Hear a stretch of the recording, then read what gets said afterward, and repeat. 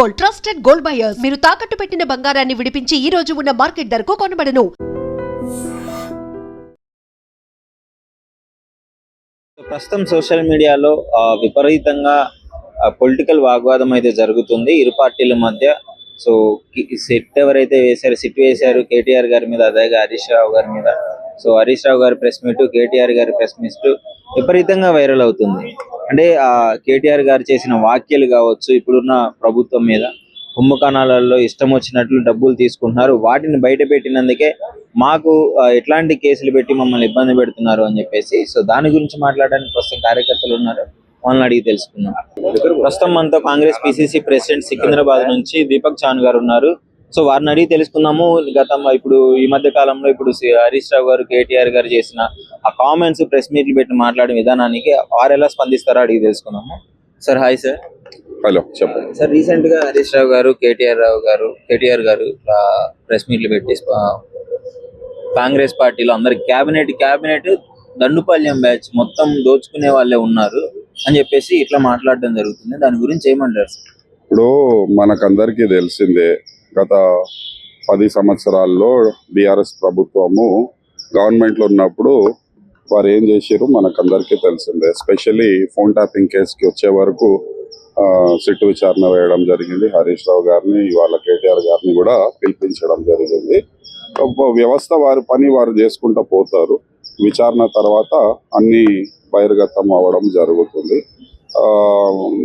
BRS ప్రభుత్వం ఉన్నప్పుడు గొర్రెల స్కామ్ అయినా కానీ, కాళేశ్వరం స్కామ్ అయినా కానీ, ఫోన్ ట్యాపింగ్ అయినా కానీ, ఇలాంటి అనేక స్కామ్లు చేపట్టడం జరుగుతుంది. ఫార్ములా ఈ స్కామ్ అయినా కానీ. సో వాళ్ళు ఈ యొక్క 10 సంవత్సరాల్లో మొత్తం లూటీ చేసి రాష్ట్ర ఖజానాని ఖాళీ చేసేది మనకందరికీ తెలిసిందే.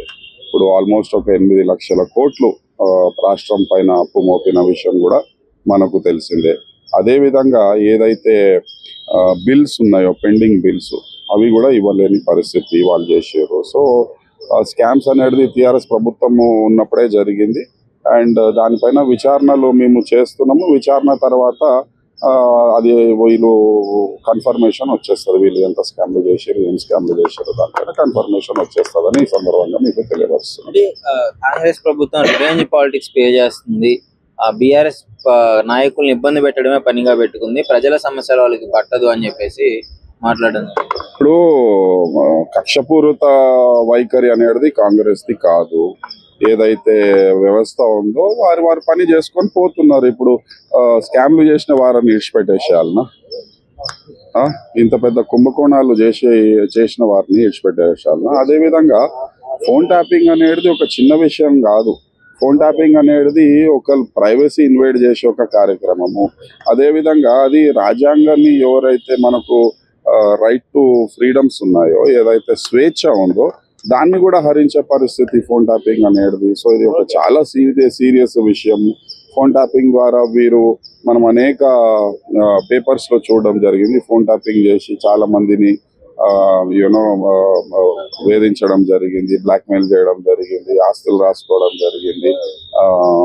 టాలీవుడ్ ఇండస్ట్రీలలో కూడా మనము అనేక కథనాలు పేపర్లో చూడడం జరిగింది. So this is not a small issue. Phone tapping అనేది it is anti national. So ఖచ్చితంగా వారిపైన చర్యలు తీసుకోవాలా.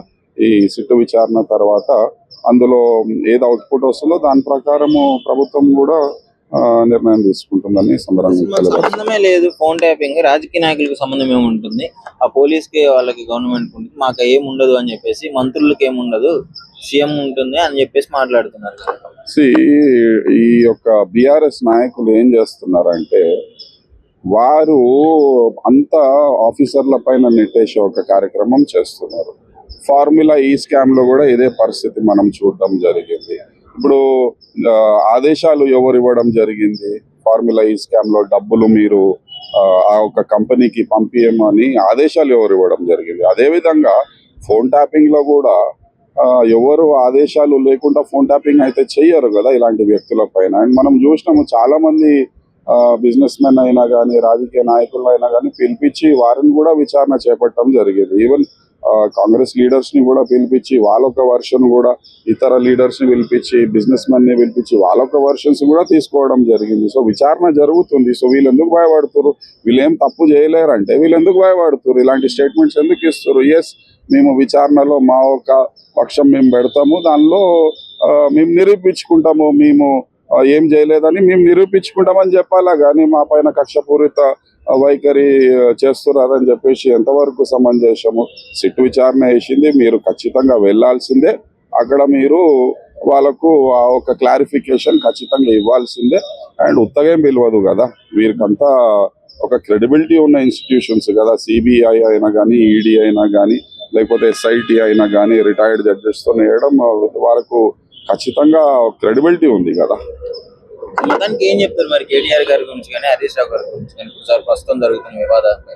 ఖచ్చితంగా ఎవరైతే తప్పు చేసిరో ఖచ్చితంగా దానికి మూల్యం చెల్లాల్సిందే. వారు ఖచ్చితంగా ఫోన్ ట్యాపింగ్ లో పాల్పడ్డారు. వాళ్ళు ఫోన్ ట్యాపింగ్ లో పాల్పడలేరని వాళ్ళు నిరూపించుకోవాలా, రైట్? మేమేమంటున్నాం అంటే ఖచ్చితంగా వాళ్ళు ఫోన్ ట్యాపింగ్ లో వారికి ఆ ఒక ప్రమేయం ఉంది, పాత్ర ఉంది.